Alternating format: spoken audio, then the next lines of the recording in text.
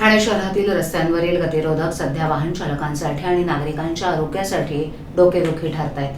ठाणे महापालिका क्षेत्रातील बहुतेक सर्वच गतिरोधक हे तांत्रिक निकष डावलून आणि अत्यंत चुकीच्या पद्धतीनं बांधण्यात आले असल्याचं समोर आले.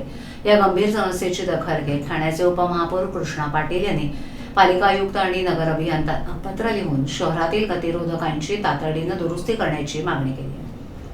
मुंबई उच्च न्यायालयानं केबल सेमलानी विरुद्ध बृहन्मुंबई महानगरपालिका आयुक्त या प्रकरणात दिलेल्या निकालानुसार राज्यातील सर्व गतिरोधक हे इंडियन रोड्स काँग्रेसच्या मार्गदर्शक तत्वांनुसार असणं अनिवार्य आहे.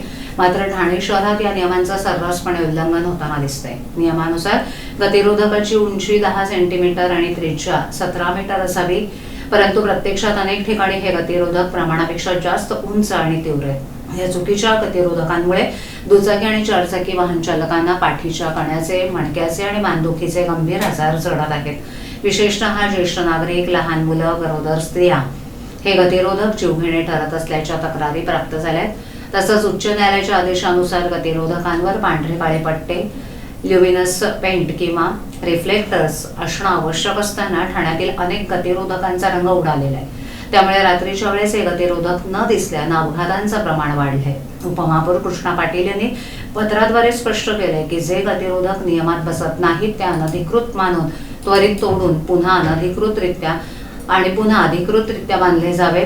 ठाणे महापालिकेनं तातडीनं संपूर्ण शहरातील गतिरोधकांचं ऑडिट करावं आणि नागरिकांना सुरक्षित रस्ते उपलब्ध करून द्यावेत अशी विनंती त्यांनी प्रशासनाला केली. या प्रकरणी करण्यात आलेल्या कार्यवाहीचा अहवाल सादर करावा असंही त्यांनी पत्रात नमूद केलं.